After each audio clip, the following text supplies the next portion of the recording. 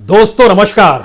एक ऐसा राज्य जहां पर सेना की मौजूदगी है, जहां पर अर्धसैनिक बलों की मौजूदगी है, जहां पर राज्य पुलिस की तैनाती है, जहां पर विधानसभा नहीं चलती है, लोकल पॉलिटिक्स नहीं होती है, वहां पर लेफ्टिनेंट गवर्नर की मौजूदगी है जो दिल्ली के इशारे पर और दिल्ली की नीतियों को वहां पर लंबी कतार में खड़े नौकरशाहों की टीम के साथ लागू कराते हैं। बावजूद इसके आपके पास कुछ बच नहीं पा रहा है।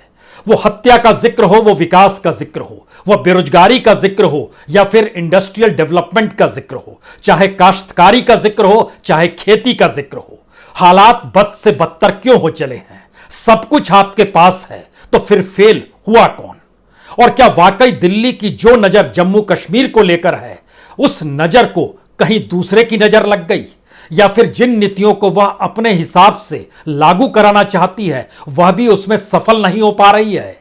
और बीते 33-34 वर्षों से जो कश्मीरी पंडित अपने हक का सवाल खड़ा कर रहे हैं, दिल्ली में तमाम सत्ताएं इस दौर में बदलती चली गई। कितने प्रधानमंत्री आए और चले गए, राज्य की सियासत भी डोलती चली गई, नए सियासी गठबंधन भी इसी दौर में देखे गए, लेकिन कश्मीरी पंडितों को कोई हल नहीं मिला, उनको अपना हक नहीं मिला, उनको अपने अधिकार नहीं मिले। और मौजूदा वक्त का सच यह हो चला है कि 5 अगस्त 2019 370 हटने के वक्त जो सपने पार्लियामेंट के भीतर देश के गृहमंत्री ने दिखलाए और कश्मीर में जाकर रैली करते हुए प्रधानमंत्री ने रेड कारपेट पर चलते हुए देवदार और चिनार के पेड़ों को देखकर आने वाले वक्त में जिस कश्मीर की कल्पना की, वह कश्मीर कहां पर है?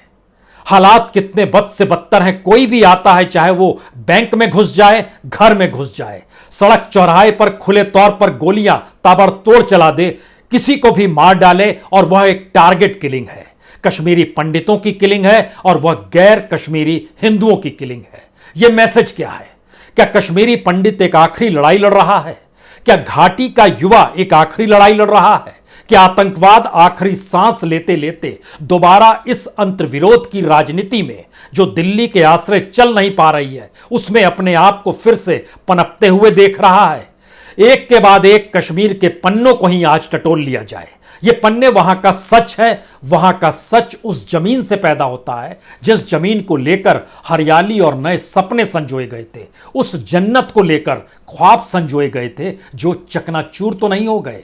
और इस चकनाचूर होती परिस्थितियों में सबसे बुरी हालात में वही युवा है जिसको वहां की सेना और वहां की पुलिस मानकर चलती है। यह आतंकवादी हो चला है, इसको इनकाउंटर करना पड़ेगा। लेकिन देश के भीतर में कश्मीर एकमात्र राज्य है जहां पर 47% बेरोजगारी 15 से 29 बरस के बीच में है।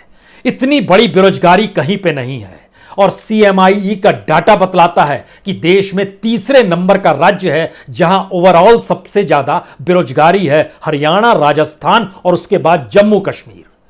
लड़कियों की स्थिति शिक्षा के क्षेत्र में बहुत तेजी से बढ़ी, लेकिन रोजगार को लेकर 67% बेरोजगारी इसी जम्मू कश्मीर में लड़कियों को लेकर है। और मौत का सिलसिला और खून से सराबोर होने की स्थिति, हमें लगता है इन नामों को जरा पढ़ना शुरू करते हैं, आप समझ जाइएगा। क्योंकि आज विजय कुमार को मारा गया है जो कि राजस्थान से आते हैं, और वहां पर देहाती बैंक जो कुलगाम के मोहनपुरा में है, वहां पर बैंक में घुसकर मारा गया। और जो CCTV ने कैद किया उसमें एक लड़का है, मोटरसाइकिल से उतरता है, जीन्स पहने हुए है, जिस तरीके से निकलता है, उतरता है, वो बहुत सारी परिस्थितियों को जन्म दे देता है। इन परिस्थितियों पर चर्चा हो, लेकिन एक फरिश्त उस हत्याओं को लेकर जिसको लेकर कोई बेचैनी दिल्ली में है क्या? 4 अप्रैल को शोपिया में बालकृष्ण भट्ट मारे गए, कश्मीरी पंडित। 13 अप्रैल को कुलगाम में सतीश सिंह मारे गए।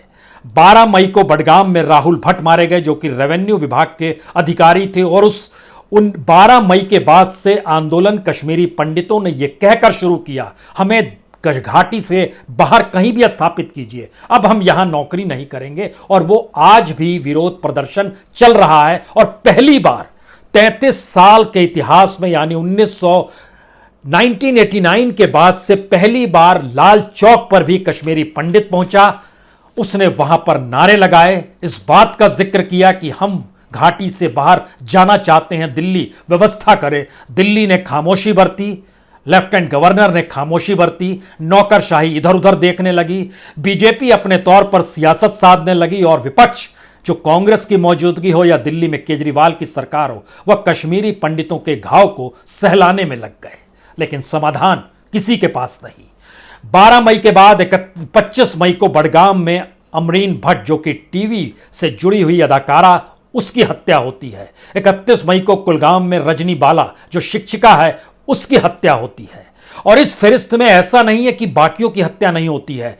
13 मई को पुलवामा में रियाज अहमद थोकर, जो कि पुलिसकर्मी एसपीओ हैं, छुट्टी पर थे, बच्चे को लेने के लिए बस स्टैंड पर खड़े थे, उनकी हत्या हो जाती है। 24 मई को श्रीनगर में सैफुल्ला कादरी कांस्टेबल, उसकी हत्या हो जाती है। 17 मई को बारामूला में जो एक वाइन शॉप है, वहां पर गोलियां चलाई जाती है, रंजीत सिंह की मौत वहीं पर हो जाती है, ग्रेनेड फेंका जाता है, 2 लोग घायल भी हो जाते हैं।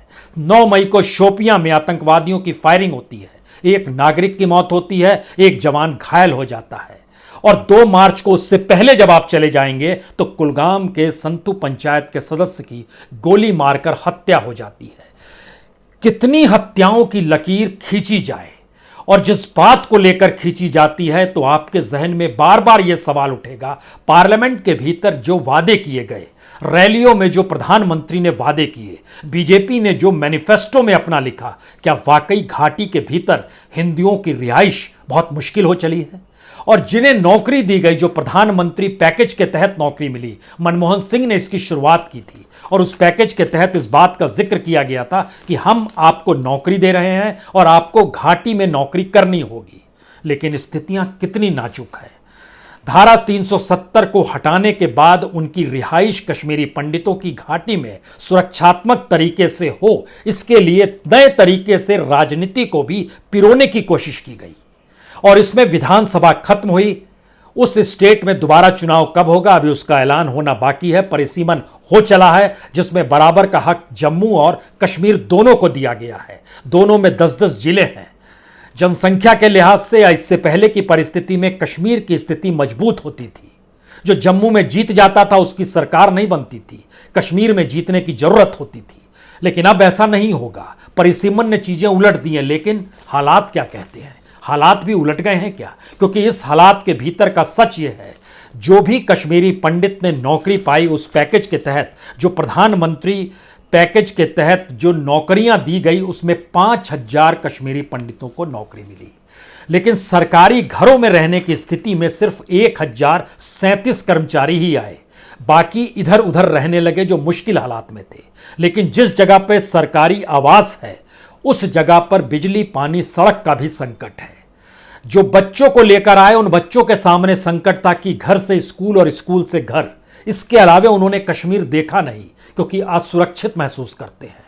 यह क्या एक तरह का बाड़ा है, एक तरह की जेल है, जो इस तरह का जीवन जीना होगा? बहुत सारे कश्मीरी पंडितों ने अपने परिवार को लेकर नहीं आए। जिंदा रहना है तो नौकरी चाहिए, और सरकारी नौकरी मिल जाए तो इससे बेहतर क्या हो सकता है। सरकारी नौकरी लेकर वो कश्मीरी पंडित घाटी में आ गए, और घाटी में परिवार को लेकर नहीं आए कि सुरक्षा बंदोबस्त क्या होगा। लेकिन इन सब के बीच जब हत्याओं का सिलसिला शुरू हुआ है, तो ऐसे में अब उनके पास एक ही उपाय है, सरकारी कर्मचारी सरकारी नौकरी के साथ किसी दूसरे इलाके में उनको नियुक्त किया जाए, यानी पैकेज की वह शर्त गायब कर दी जाए जिसमें आपको वैली में रहना होगा।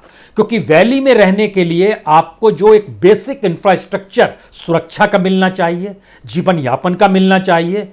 अगला सवाल यह था कि जब आप जम्मू में रहते हैं या डोडा में रहते हैं या दूसरी जगहों पर रहते हैं कश्मीरी पंडित, उन्हें सरकारी नौकरी नहीं मिलेगी। सरकारी नौकरी नहीं है तो जिंदगी जीना मुश्किल। सरकारी नौकरी होनी है और वैली में आकर रहना है तो फिर जिंदगी मुश्किल। किस में से कौन सी चीज आप पसंद करेंगे? यह स्थिति इस देश के भीतर में क्या दूसरे प्रांतों में भी मौजूद है?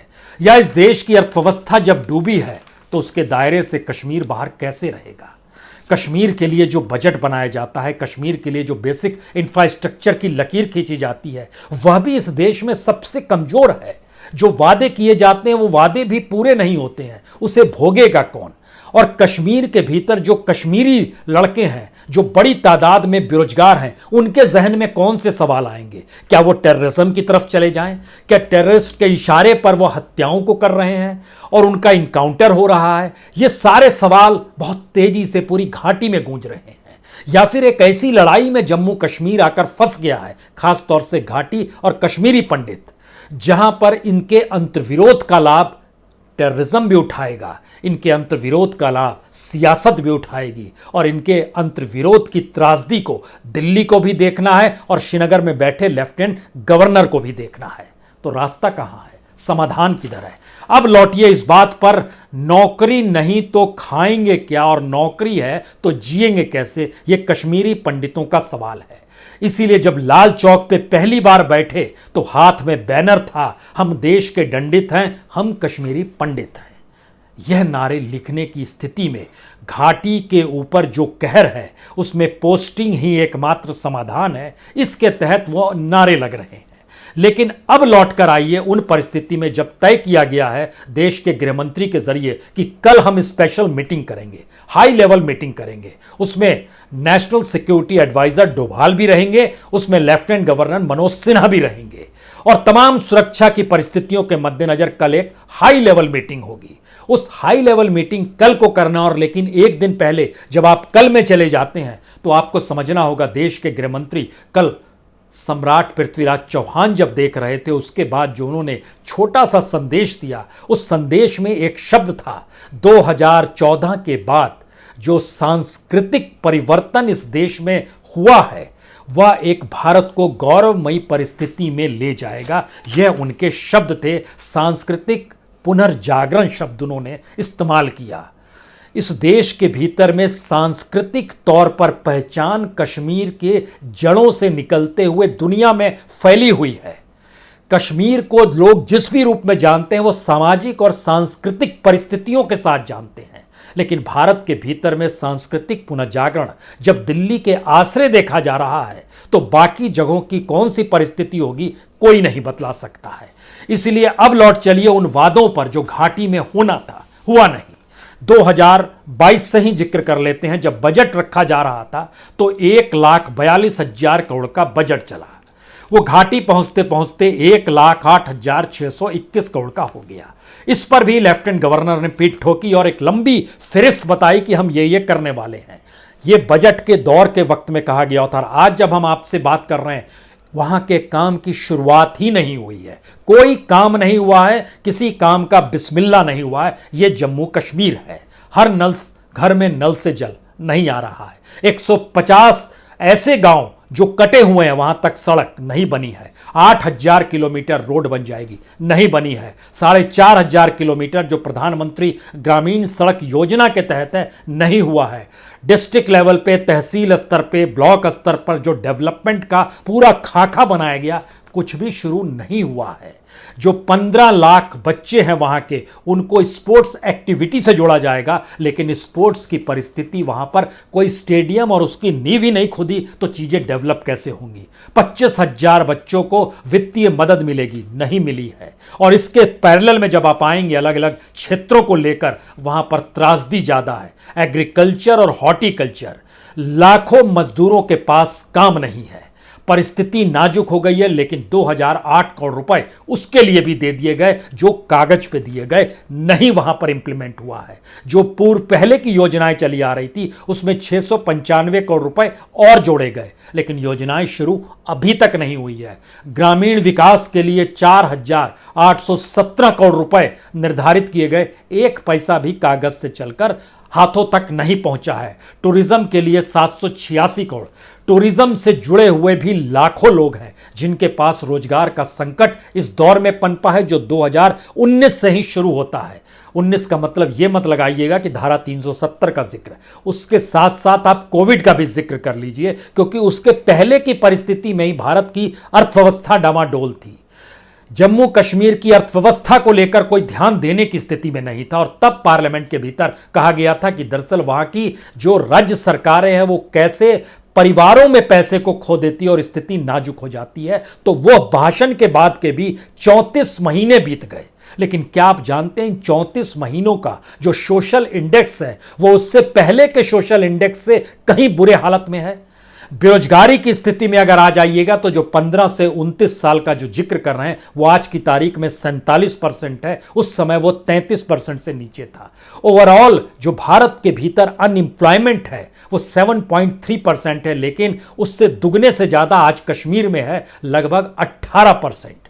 लेकिन उससे पहले जब पार्लियामेंट में सपने दिखाए जा रहे थे तब वो 18% नहीं था, वो 10 से 11% के इर्द गिर्द अनएम्प्लॉयमेंट रेशियो चलता था। सब चीजें त्रासदीदायक स्थिति में लाकर खड़ा कौन कर रहा है? पॉलिसी चलती है, लागू नहीं होती है। कागज पे दस्तावेज पर वो डॉक्यूमेंट्स के तौर पर रहते हैं, खत्म हो जाते हैं। बैंकों की स्थिति घाटी में बहुत नाजुक हो चली है।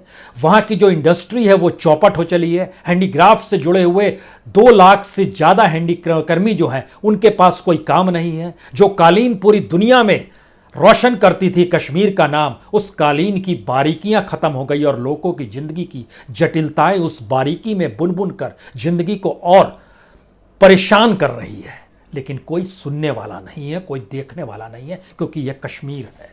और कश्मीर का जिक्र आते ही बहुत सारे ऐसे सवाल खड़े हो जाते हैं जिसमें यहां के स्थानीय मर्म को क्यों समझा जाए।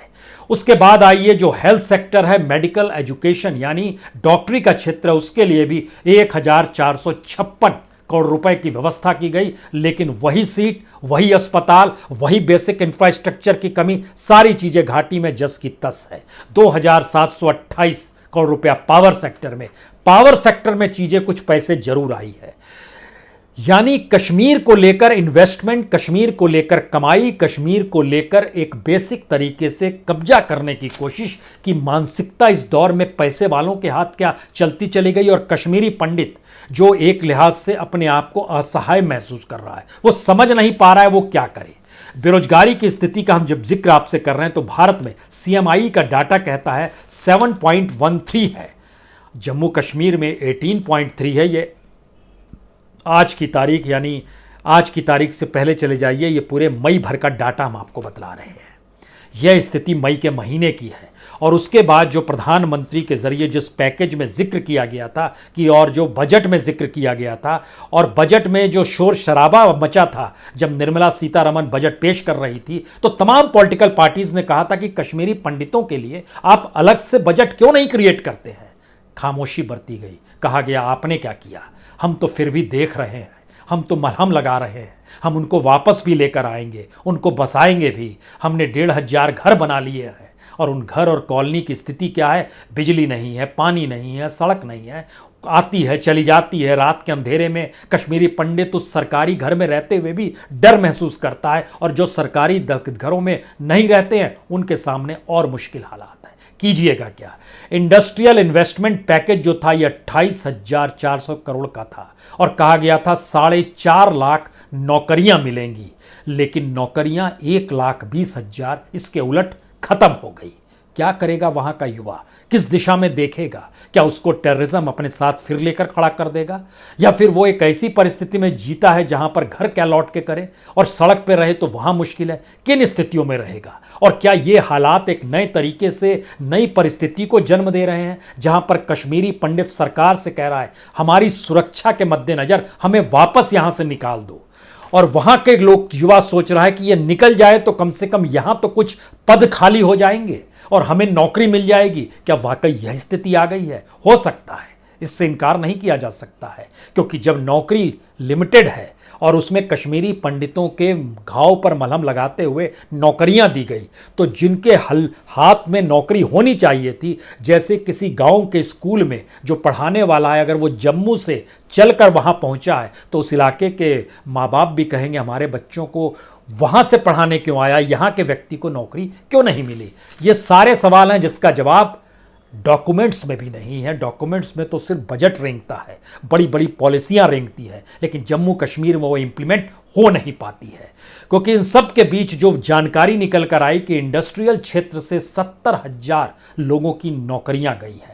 60,000 लोग जो ट्रांसपोर्ट से जुड़े हुए थे, कुल लगभग 3,20,000 थे, जिसमें से 60,000 लोगों की नौकरियां और उनके लिए रोजगार के स्थिति बंद हो गई। क्योंकि इस दौर में कमाई नहीं हो पा रही है तो खरीदें क्या, तो रिटेल सेक्टर पे असर पड़ा।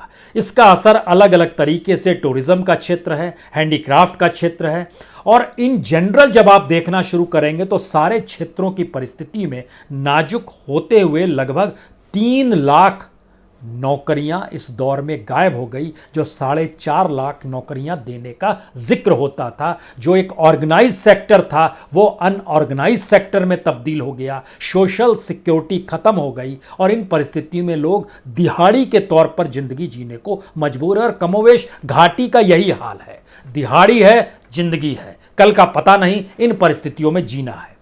अब यहां पर एक सवाल सबसे बड़ा आता है कि अगस्त 2019 से मई 2022 इन 34 महीने में जो पार्लियामेंट में भाषण दिया गया था धारा 370 को लेकर, उस समय का जिक्र और उसके पहले के उतने ही महीनों का जिक्र, जो जानकारी निकल कर आई बेरोजगारी को लेकर, इस 34 महीने में एवरेज बेरोजगारी 17% रही है, 17% ओवरऑल, यानी 15 साल से लेकर 60 साल तक के बीच में। 15 से 29 के बीच में ये 47% है, वो एक अलग मसला है, लेकिन जब आप ओवरऑल अनएम्प्लॉयमेंट का जिक्र करते हैं तो 17%, और उससे ठीक 34 साल पहले चले जाइएगा तो वो 12, 11.5 इस परसेंट के इर्द गिर्द वो घूमता, यानी हर चीज नाजुक होती चली जा रही है।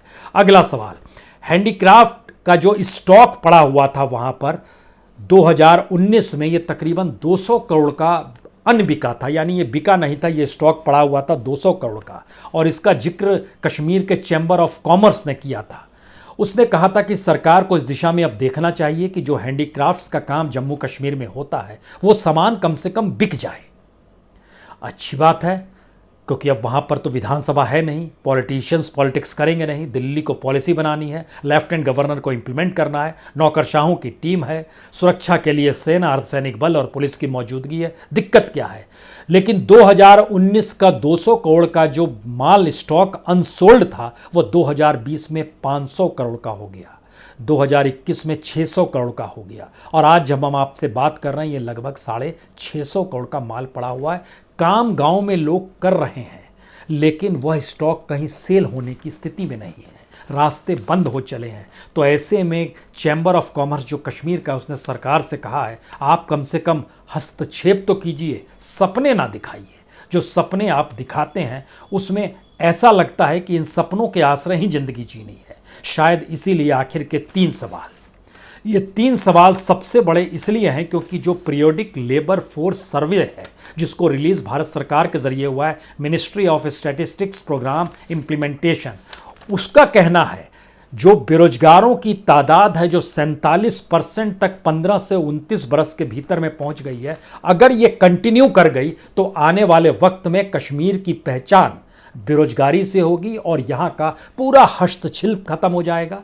यहाँ के एग्रीकल्चर से जुड़े हुए जो युवा तबका है जो अपने आप को नए तरीके से क्रिएट करता है वह भी खत्म हो जाएगा। यानी एजुकेशन, नौकरी और न्यू विज़न, ये सारी चीज़ें खत्म होगी। पहला सवाल उन युवाओं से जुड़ा हुआ है जिन युवाओं को लेकर घाटी में अभी तक एक ही पहचान बनाई गई, ये टेररिज्म से जुड़ जाते हैं, पत्थर फेंकते हैं। किसी के पास कोई काम दे पाने की स्थिति में सरकार क्यों नहीं है? क्या इस सवाल पर कोई गौर करेगा? दूसरा सवाल कश्मीरी पंडितों का। पहले तो ओवरऑल युवाओं को ले लीजिए जो सोच रहे हैं कि शायद कश्मीरी पंडित बाहर चले जाए तो हमारे लिए रोजगार भी बन जाए, इसको इस नज़रिए से भी लोग देखने लगेंगे तो क्या ये बाहर कर रहे हैं? दूसरा सवाल होगा सरकारी नौकरी इसलिए दी गई थी कि घाटी में नौकरी की जरूरत थी, जम्मू में नहीं थी। अब कश्मीरी पंडित कह रहा है हम अपने घर लौटेंगे। घर लौटेंगे मतलब जहां परिवार रहते हैं। बहुत सारे कश्मीरी पंडित परिवार को लेकर नहीं आए, वजह सिक्योरिटी थी। सिक्योरिटी के लिए पॉलिटिक्स का हस्तक्षेप नहीं है, सेना की मौजूदगी है, सुरक्षा बंदोबस्त है, फिर भी सिक्योरिटी क्यों नहीं दे पा रहे हैं? तो क्या यह सिक्योरिटी का प्रोसेस फेल है?